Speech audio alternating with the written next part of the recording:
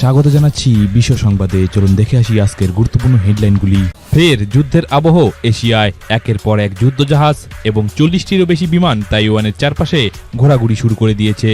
Taiwan দখলের সম্পূর্ণ প্রচেষ্টা শুরু করল চীন।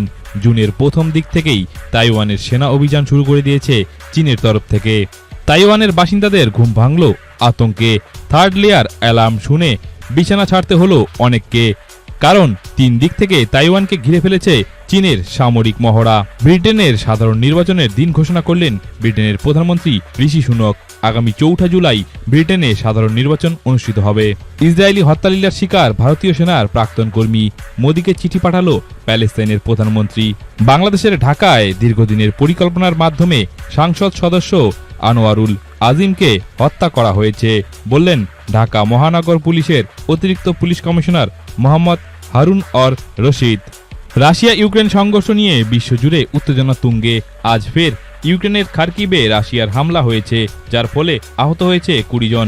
এছাড়া দেড় হাঁচিতে আহতের সংখ্যা বেড়ে দাঁড়িয়েছে 13 জন।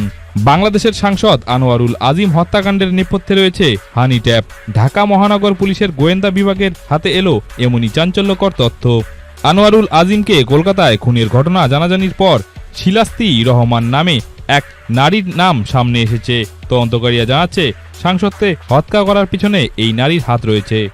চোরাচালানের আর্থিক লেনদেনের গোলমালের জেরে খুন হয়েছেন বাংলাদেশের এই সাংসদ, এমনটাই অভিযোগ আসছে বিভিন্ন মহল থেকে। তুরস্কে 3 পাকিস্তানি আশ্রয় প্রার্থী একজন ভারতীয় নাগরিককে অপহরণ করেছে এবং তার মুক্তির জন্য ভারতে তার পরিবারের কাছে 20 লক্ষ টাকা দাবি করেছে। এমনভাবেই পাকিস্তানিরা ভারতীয়দের অপহরণ করছে লোভ দেখিয়ে, এমনই অভিযোগ উঠছে বিভিন্ন দেশে। তুরস্ক ছাড়া কম্বোডিয়ায় এক পাকিস্তানি দম্পতি 2 ভারতীয়কে 3 সপ্তাহ ধরে বন্দী করে রেখেছে। চীন বৃহস্পতিবার বলেছে যে তাইওয়ানের স্বাধীনতাকে সমর্থনকারীদের মাথা ঘুরিয়ে দেওয়া হবে এবং রক্ত বইবে। মাদক সম্রাট ও সোনা পাচারকারী জেনেও কেন আনোয়ারুলকে ভোটের টিকিট দিয়েছে আওয়ামী লীগ, সেই প্রশ্নই করছে বাংলাদেশের বিরোধী দলের নেতারা। বুধবার মেক্সিকোতে একটি নির্বাচনী সমাবেশে মঞ্চ ধসে পড়ে প্রবল বাতাসের জেরে অন্তত 9 জনের মৃত্যু হয়েছে এবং 50 জন আহত হয়েছে।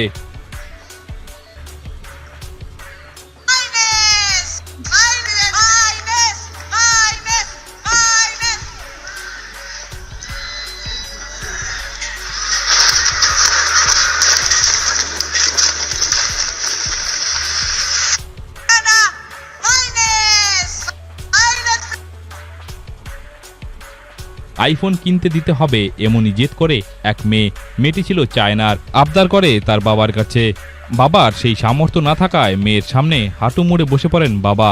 এরপর জানা গিয়েছে আইফোন কেনার সাধ্য না থাকার জন্য মেয়ের কাছে ক্ষমা চাইতে দেখা যায় ওই বাবাকে। মদের বিষক্রিয়াতেই মৃত্যু হয়েছে দক্ষিণ কোরিয়ার কে পপ গায়িকা পার্ক বো রোমে। মাসখানেক আগে জনপ্রিয় কে পপ গায়িকা পার্ক বো রম মারা গিয়েছিলেন। 30 বছর বয়সী এই গায়িকার হঠাৎ মৃত্যুর কারণ নিয়ে ধোঁয়াশা ছিল, সেই ধোঁয়াশা মিটে গেল। পালঙ্কে লেগে রয়েছে রক্তের দাগ। শুরুটা বেডরুমে, কোপাতে কোপাতে কিচেন পর্যন্ত তাকে নিয়ে যাওয়া হয়। কলকাতাতেই খুন হন বাংলাদেশি সাংসদ আনোয়ারুল আজিম। তার খুনের অভিযোগে ভিত্তিতে বাংলাদেশে আটক করা হয় 3 জনকে।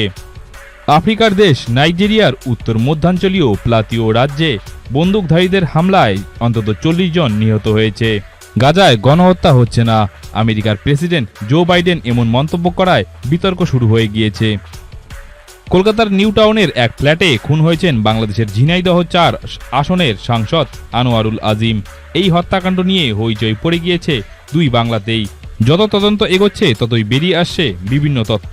এর মধ্যে একটি তথ্য হচ্ছে 100 কোটি টাকার সম্পত্তির মালিক বাংলাদেশি সাংসদ, হত্যার মাস্টারমাইন্ড শাহীন। কয়েকদিন আগেই হেলিকপ্টার দুর্ঘটনায় প্রাণ হারান ইরানের প্রেসিডেন্ট ইব্রাহিম রাইসি।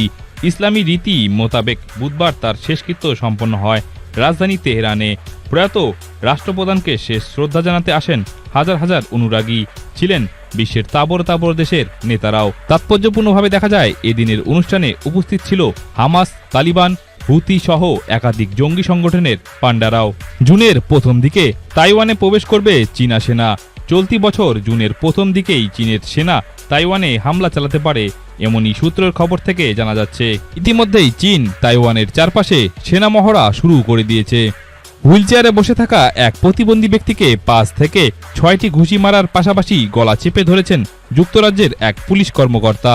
এ নিয়ে নেট দুনিয়ায় রীতিমতো ঝড় উঠেছে এই পুলিশ কর্মকর্তার বিরুদ্ধে।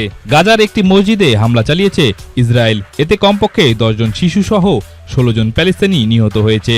হামলায় আহত হয়েছেন আরও অনেকে। ইসরায়েলি হামলা থেকে বাঁচতে এসব শিশুসহ মহিলারাও ওই মসজিদে আশ্রয় নিয়েছিলেন। বৃহস্পতিবার এই তথ্য জানিয়েছে এক আন্তর্জাতিক সংবাদ মাধ্যম।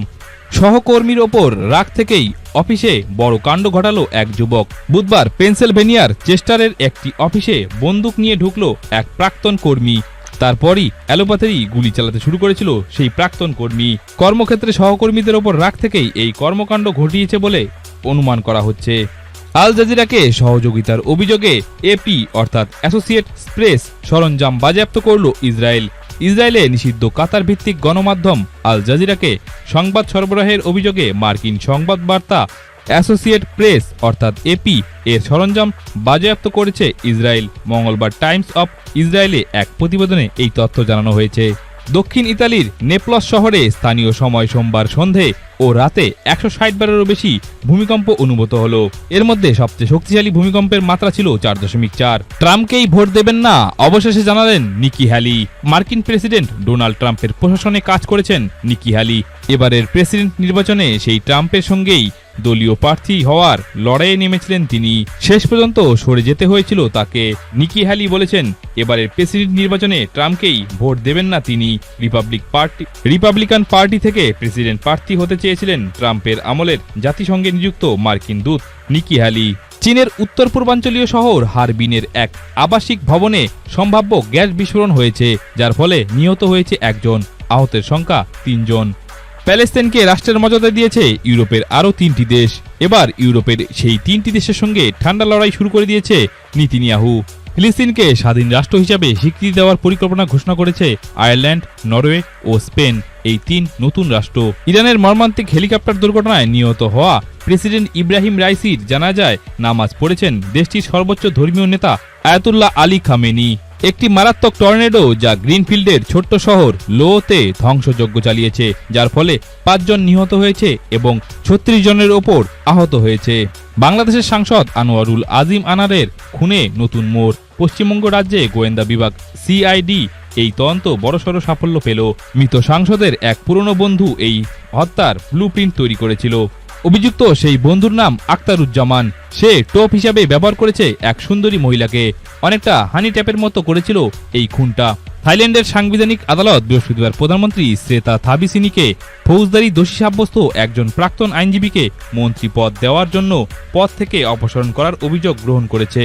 এই মামলার রায় না হওয়া পর্যন্ত শ্রেতাকে দায়িত্ব থেকে বরখাস্ত করা হয়নি। স্মার্টফোন কেড়ে নিতেই মা, বাবা এবং বোনকে গুলি করে খুন। 3 রাত লাশের সঙ্গে কাটিয়ে আত্মসমর্পণ করেছে সেই কিশোর। শিশু কিশোরদের মধ্যে স্মার্টফোনের নেশা মানসিক রোগের আকার ধারণ করেছে। এই বিষয়ে বারবার সতর্ক করেছে বিশেষজ্ঞ চিকিৎসকরা। এবার সেই নেশার ভয়ঙ্কর রূপ দেখল ব্রাজিল। 16 বছরের সেই কিশোর নিজের বাবা, মা এবং বোনকেই খুন করে ফেলেছে স্মার্টফোনের আসক্তির কারণে। হামাস কিভাবে অপহরণ করে ইসরায়েলের মহিলা সেনাকর্মীদের ভিডিও প্রকাশ করেছে ইসরায়েলের প্রধানমন্ত্রী নেতানিয়াহু। বন্দীদের মধ্যে রয়েছে বহু তরুণী। তালিকায় আছে ইসরায়েলের মহিলা সৈনিকরাও। সম্প্রতি এক ভিডিও ভাইরাল করেছে ইসরায়েল। সেখানে মহিলা সৈনিকদের উদ্দেশ্যে এক হামাস জঙ্গি বলছে, তোমরা তো খুব সুন্দর। এই ভিডিও প্রকাশে আসতেই ফের প্রতিবাদ দেখতে শুরু করেছে পণবন্দীদের পরিবার। ভিডিওটি এখানে চালানো অসম্ভব, কারণ ইউটিউবের নিয়ম অনুসারে এখানে চালালে সেটা স্ট্রাইক এসে যাবে। তার জন্য আপনারা চাইলে ইসরায়েলের সেই অফিসিয়াল টুইটার হ্যান্ডেলে গিয়ে দেখতে পারেন হামাসের ডেরায় বন্দী ইসরায়েলি মহিলা সৈনিক। এখনো পর্যন্ত গাজায় হামাসের ঘাঁটিতে বন্দির সংখ্যা রয়েছে 123 জনের ওপরে, যারা গত 229 দিন ধরে হামাসের কাছে বন্দী। বিশ্বের প্রতিদিনের গুরুত্বপূর্ণ খবরের হেডলাইন্স দেখতে সাবস্ক্রাইব করুন বিশ্ব সংবাদ এবং শেয়ার করুন প্রিয়জনদের সাথে। ধন্যবাদ।